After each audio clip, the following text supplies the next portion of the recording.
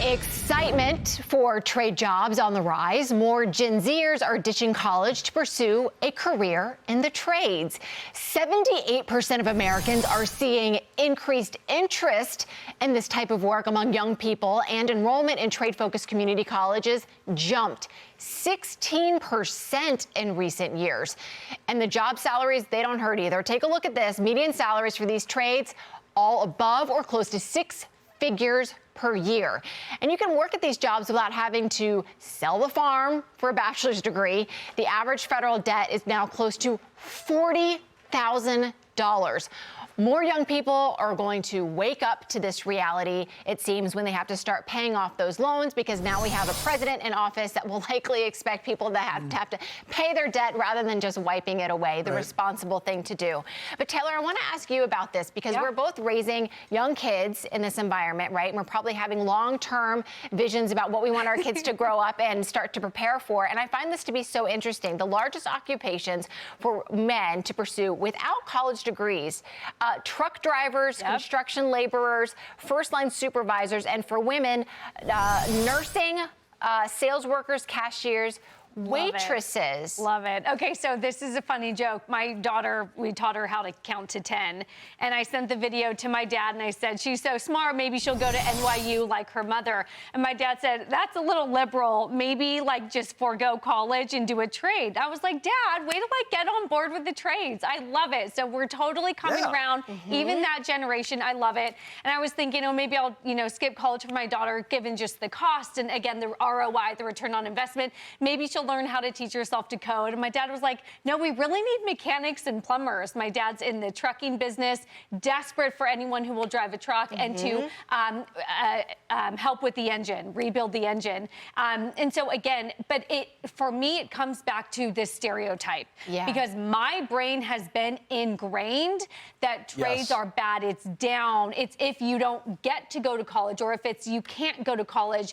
And instead of I need to change my mind, as well as begin to change my daughter before she starts thinking this way, that it's a wonderful alternative. It's not a worse thing, sort of say.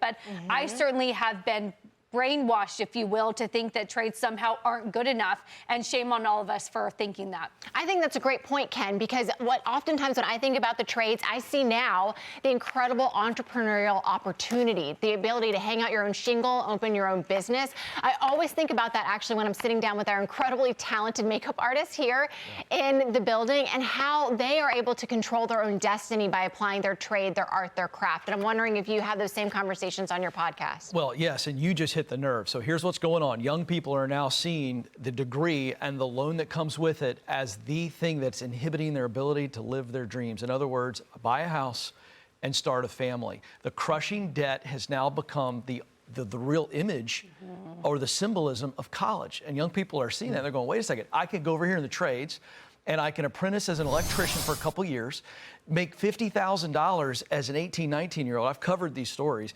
And then eventually own their own business. And here's where the story's getting better. We're seeing major venture capital firms, Brian, that are buying up local family-owned electrician, plumbing firms. So my point is, the American dream is a lot clearer through the path to the trades than it is through college. And that's the reality. I think we're at a real hinge right now in American history as to whether higher education pivots and makes it. And Jackie, I want to ask you about this, because it's all about, kind of getting your own American dream and earning enough money to make your way. And there are so many different routes to doing that. And the trades are increasingly, we just went through the numbers of how much people are earning. Kevin O'Leary posted on LinkedIn. He says, I tell young people all the time, by the time you hit 33 years old, you should have at least $100,000 saved somewhere. Make that your goal. I mean, that sounds like a great goal, and it makes a lot of sense. And it seems like, based on the numbers that we're talking about in the trades, that seems possible. The time you're 33, if you're coming out without college debt, without a loan to pay off. That's the thing. So what's the alternative? To go to college, have to pay off the debt, and then not be able to save that by the time you're 33? I know a ton of people who went to great schools and got the perceived good job when they graduated, and they are still paying off their college debt.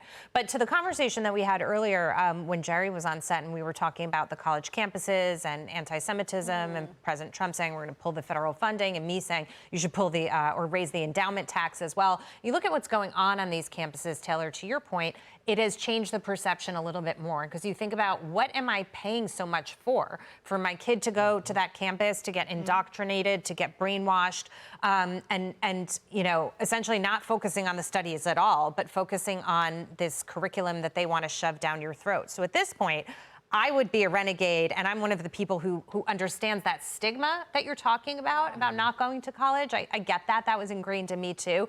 But I think the tide has shifted where it's not, you don't need that anymore. If anything, people hear you came out of an Ivy League school and they're like, oh, so you're going to bring those kinds of ideas with you, and they're kind of rolling their eyes. Stay away. Yeah, I think there's a lot of respect now for people in the trades because there's definitely this thought, like this recognition that they can really make their own way. They can be their own boss and dictate their own future here.